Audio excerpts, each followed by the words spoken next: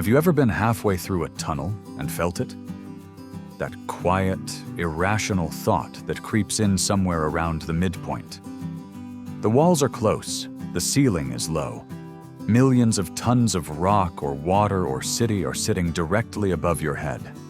And you find yourself wondering very briefly, what exactly is stopping all of it from coming down? Most people assume the answer is the tunnel itself, that the concrete lining is holding the mountain up. But that's not right.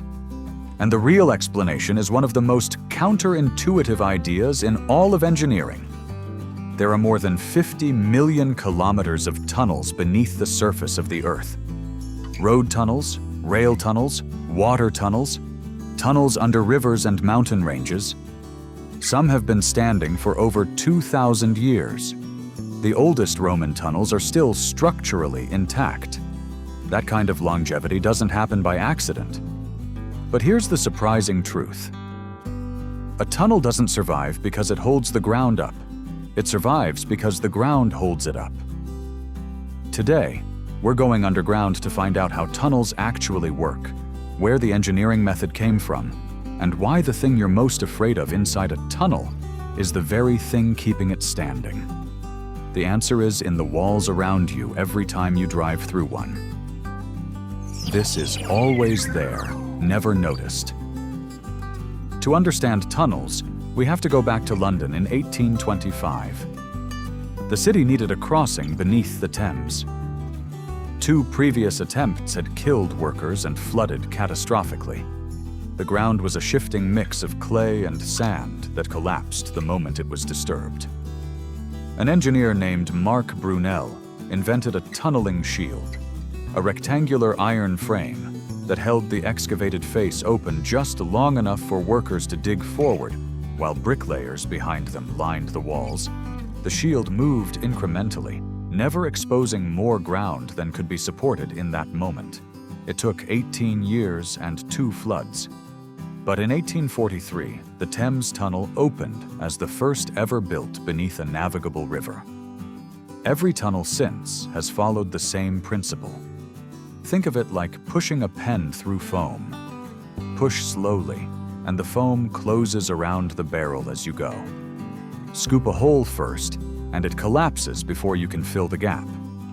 Brunel's shield kept the opening just stable enough for the permanent structure to take over. But here's what surprises most people. The concrete lining isn't bearing the weight above it. What it does is redistribute pressure. The ground above a tunnel naturally wants to arch, transferring weight sideways and downward around the void. The lining holds that arch in place. This is called ground arch action.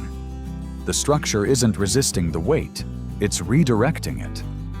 Compression flows around the opening into the ground on either side, and the tunnel sits inside that redistributed pressure like a seed inside a shell. So if the ground is doing most of the work, what actually threatens a tunnel? The answer, as is often the case in history, comes down to water. Ground arch action works in stable material. Clay holds, solid rock holds. What breaks the arch is unpredictable ground, pockets of loose material, or underground streams that concentrate weight on a single point. Modern tunnel boring machines solve this by never exposing the face at all.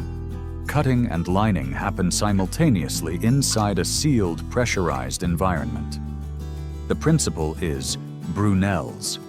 The machine is just 200 years faster.